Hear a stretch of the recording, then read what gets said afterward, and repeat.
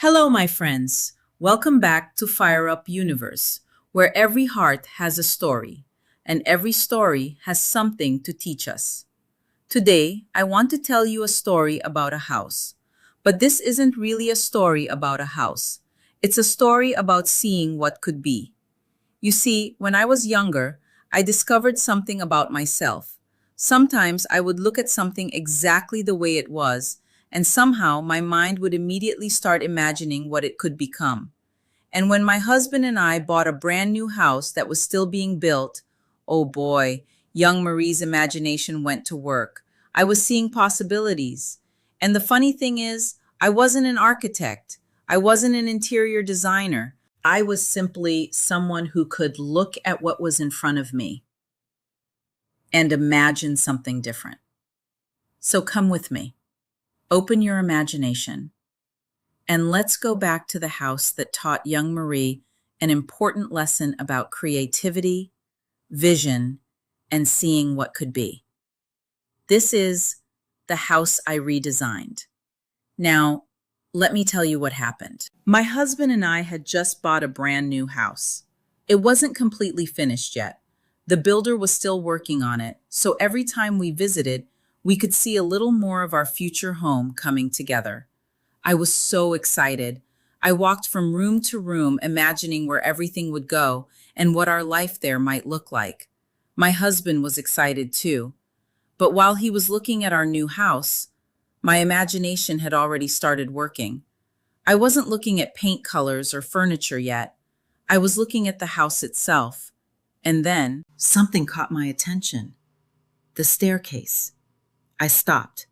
I looked at it for a while, and I remember thinking, I wonder if we could do something different with that. And that's when the ideas started coming. So there I was, standing in our new house, staring at that staircase. The builder had designed it to go straight up from the front entrance. There was nothing wrong with it, but the longer I looked at it, the more I kept thinking, what if we did it differently? I started picturing the staircase turning instead of going straight up. What if we divided it into two sections and created a landing in the middle? I could already see it in my mind. I imagined walking through the front door and seeing this beautiful staircase welcoming you into the house. And once I saw that picture in my head, I couldn't unsee it. That's when I realized I wasn't looking at what was there anymore. I was looking at what it could be.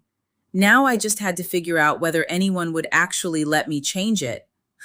Once I could see the staircase clearly in my mind, I thought, maybe I can draw it.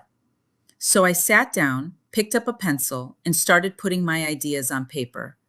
I sketched the staircase.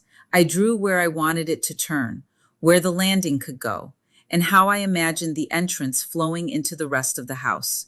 And something interesting happened. The more I drew, the more ideas started coming. I wasn't an architect. I wasn't a professional designer. I was simply taking something I could see in my imagination and finding a way to show it to someone else. That's something I've carried with me throughout my life. Sometimes an idea stays only an idea because we keep it inside our heads. But when you put it on paper, when you give it shape, suddenly you have something you can work with. And that little drawing? I didn't know it yet, but it was about to change the entire entrance of our home. One idea on paper can sometimes change everything. Now that I had my idea on paper, I was getting really excited. But then I remembered something very important. This wasn't my house to redesign yet. The builder was still building it. So I took my drawings and showed them to our realtor. I asked her, "Do you think it would be okay if I changed some of the design?" I showed her what I was imagining for the staircase and how I thought the entrance could look. I wasn't sure what she was going to say, but instead of telling me, "No, Marie, you can't do that," she looked at my drawings and became excited too. She said, "Sure, I'd love to see your ideas." And suddenly, the picture that had only existed in my imagination, then became a drawing, was getting one step closer to becoming real. But there was still one big question. Would the builder actually build it? And then something exciting happened. They actually built it! The staircase that had once gone straight up from the front entrance began to change. Instead of one long staircase, they created two beautiful sections with a landing in the middle, just the way I had imagined it. I remember looking at it and thinking, oh my goodness, that came from my drawing. It was such an incredible feeling. Something that had started as a picture in my mind became a sketch on a piece of paper, and now I was standing there looking at it in real life. And the whole entrance felt different. It felt warmer, more welcoming, more like our home. But you know what happened next? Once I realized that I could take an idea from my imagination and actually bring it to life, I started looking around the rest of the house. And that's when I noticed a very big, very empty wall. Oh, young Marie wasn't finished yet. Most people probably would have looked at it and thought, okay, we'll put a picture there. But you know, young Marie, I stood there staring at that wall, and my imagination started working again. I thought, what could I do with this? I didn't just see a blank wall anymore. I imagined beautiful built-in shelves, mirrors, decorations, and special places where I could display things that actually meant something to me. I wanted that wall to tell a story. And there was something very special I already knew I wanted to put there. Paintings that my grandmother had given me, painted by my uncle. Those weren't just decorations, they were pieces of my family, pieces of my history. And suddenly, this big, empty wall wasn't empty anymore, not in my imagination. I could already see what it could become. Once I knew what I wanted that wall to become, I started bringing the idea to life. I designed the shelves, added mirrors, and created spaces where we could display beautiful things. But I didn't want it to look like something that simply came out of a decorating magazine. I wanted it to mean something. So I carefully hung the paintings my grandmother had given me, paintings that had been created by my uncle. And that changed everything.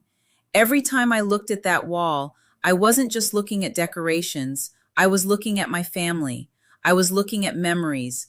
I was looking at pieces of where I came from, becoming part of the home my husband and I were building together. That's when I began to understand something. A beautiful home isn't only about what you buy to put inside it. It's about the stories, memories, and people you bring into it. That big, empty wall had become one of my favorite places in the house. And of course, young Marie looked around again and thought, what else can I change? And that's when my attention turned to the kitchen. By this point, my husband probably knew what was coming. When young Marie stood quietly looking at something for too long, another idea was probably on the way. I looked at the original kitchen design and started imagining how we would actually use the space. Where would we prepare our meals? Where would everyone gather? How could we make it feel more open, comfortable, and welcoming? So once again, I started thinking about the possibilities. I wasn't trying to make the house bigger, I was trying to make the space work better for the way we wanted to live. And little by little, the kitchen started changing too. What had begun as the builder's design was becoming something much more personal. It was becoming our kitchen, our gathering place, the place where meals would be prepared, conversations would happen, and memories would eventually be made. And that's when I realized I wasn't really redesigning a staircase or a wall or even a kitchen. I was creating a home that reflected our personalities, our memories, and the life we were beginning to build together. And when everything finally came together, I stood there looking around and realized something. This wasn't just a redesign anymore. It wasn't really about the staircase. It wasn't about the wall. And it wasn't even about the kitchen. It was about the life that would happen inside those spaces. I imagined family and friends gathering around the kitchen, people talking and laughing, meals being prepared, celebrations, conversations, and memories we hadn't even made yet. And that's when I understood why I had been so excited about changing the house. I wasn't just looking at walls and wondering how to make them prettier. I was imagining how we would live inside them. That staircase would welcome people into our home. Those paintings would keep a piece of my family and my history close to me. And that kitchen would become a place where people could gather, eat, laugh, celebrate, and connect. I had started with an unfinished house, but what I was really creating was a place for life to happen. And maybe that's the bigger lesson in this story.